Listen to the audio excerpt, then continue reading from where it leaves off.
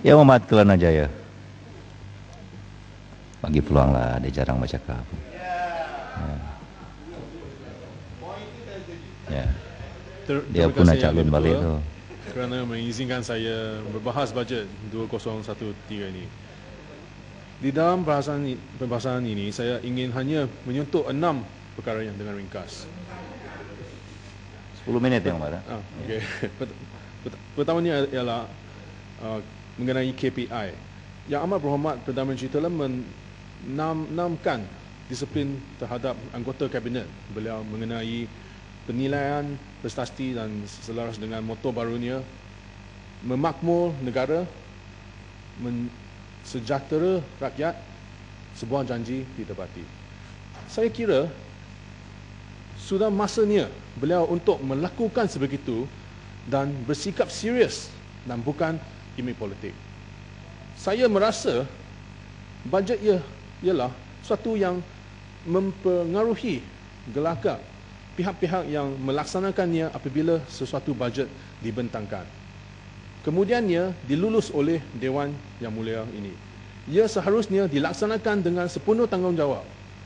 Kita harus sedar bahawa peruntukan yang diluluskan ini ialah wang rakyat dan ia adalah satu amanah. Bagi pihak yang melaksanakannya, mereka seharusnya memastikan bahawa kementerian mereka mendapat menjayakan sekurang-kurangnya 90% daripada peruntukan tersebut. Di dalam Kementerian Kewangan, saya mendapati terdapat satu bahagian yang dinamakan bajet tambahan. Saya ingin menjelaskan kepada Menteri Kewangan, apakah tujuan mempunyai bajet tambahan apabila kita sudah pun meluluskan bajet untuk tahun berkenaan yang dipertua. Di dalam bidang korporat pula, lembaga pengarah bertanggungjawab dalam memastikan peruntukan tersebut diguna dengan sebaik-baiknya. Sekiranya terdapat kekurangan di dalam bajet dan memohon kepada penambahan dalam peruntukan, mereka haruslah membentangkan peratus pulangan yang dapat dicapai dengan pelaburan tambahan yang dikeluarkan. Melalui pemantauan kita selama ini di dalam Kementerian Kewangan, pemantauan terhadap peruntukan tersebut agak lemah. Oleh itu, saya ingin bertanya kepada Kementerian Kewangan di dalam bajet lepas.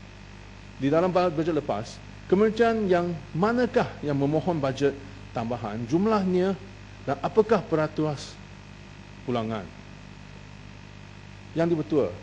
Terdapat juga kes di mana sesuatu bajet yang dilulus itu tidak dapat dihabis dalam jangka masa setahun. Maksud saya, terdapat baki.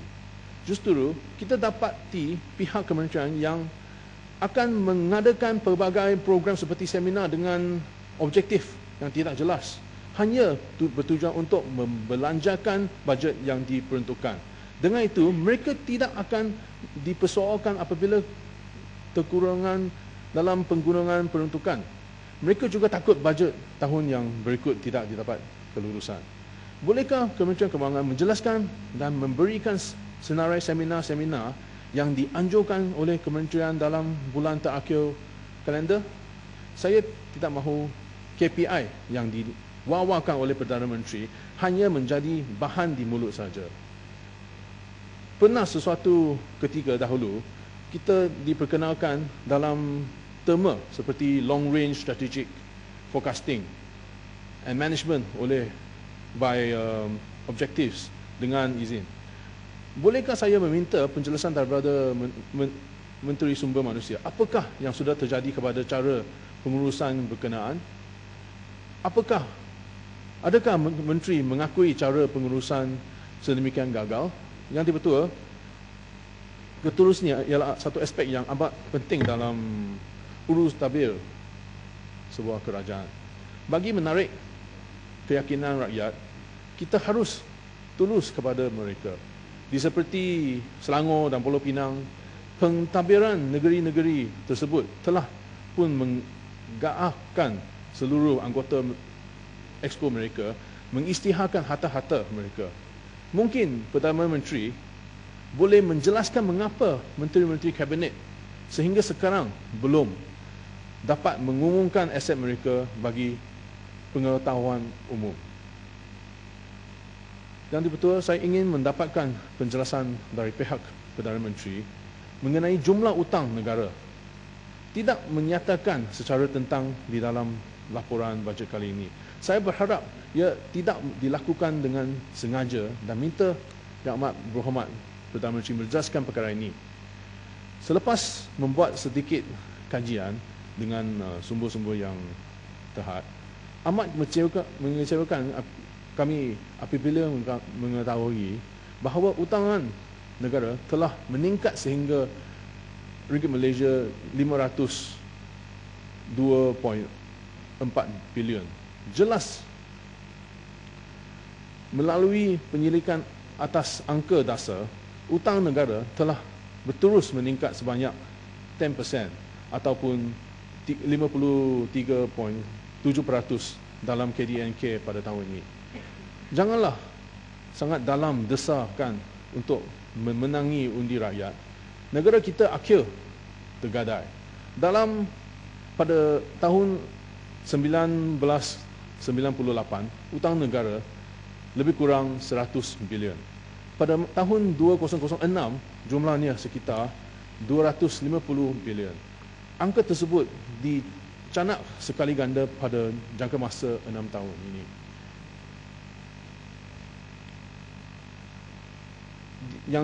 Yang dibetul, di dalam sektor pelancongan, Yang Amat Berhormat Perdana Menteri akan merancangkan sektor pelancongan sehingga mahu mengisytikan 2014 sebagai tahun melawat Malaysia.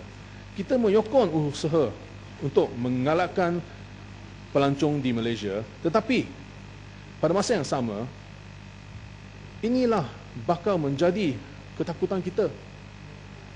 Menteri Pelancongan yang ada sekarang telah membelanjakan peruntukan pada tempat yang tidak sepatutnya. Kos Facebook yang amat tinggi. Malaysia Pavilion di Shanghai yang menjahanahkan identiti kita. Video promosi yang membuat marah jiran kita. Menteri sebelum ini pula menggagalkan projek Eye on Malaysia sehingga berakhir kerugian dan kini tersadai di mahkamah. Jika kita perlu berhati-hati, jadi kita perlu berhati-hati ke manakah peruntukan ringgit Malaysia 358 juta akan disalurkan. Yang betul, saya ingin membahaskan ialah mengenai subsidi bagi barang-barang keperluan semacam gula yang kian hari kian meningkat. Alasan bagi kenaikan bagi harga tersebut ialah untuk menggalakkan penggunaan gula kerana akan bawa kepada penyakit. Kerajaan yang bijak ialah bukan dengan cara memeras seperti ini. Meningkatkan harga sedikit demi sedikit hanya bertujuan untuk meletakkan beban yang lebih kepada rakyat dengan kesan perhalangan yang kecil. Harga gula telah meningkat beberapa kali beberapa tahun kebelakang ini. Saya nak tanya, apakah sebarang penurunan ketara dalam penggunaan gula? Jika kerajaan adalah ikhlas tentang pengurangan mengambil gula tak atas sebab-sebab kesihatan, maka subsidi daripada gula perlu dipindah kepada pemanis alternatif. Di Malaysia mempunyai produksi stevia yang juga rakan sekerja kita YB Bagan Serai pun menanam. Stevia ini 300 kali lebih manis daripada gula. Ada 0 kalori dan tidak membawa kepada kencing manis. Ya, boleh habiskan. Lebih baik kalau kerajaan mendidik rakyat, menggalakkan alternatif dan membuat alternatif yang lebih terbuka dan lebih murah. Ini bukanlah saja akan meningkat kesihatan rakyat, tetapi juga meningkat sektor pertanian kita. Saya sambung dalam Dah. Dah habis Yang Mat. Terima kasih.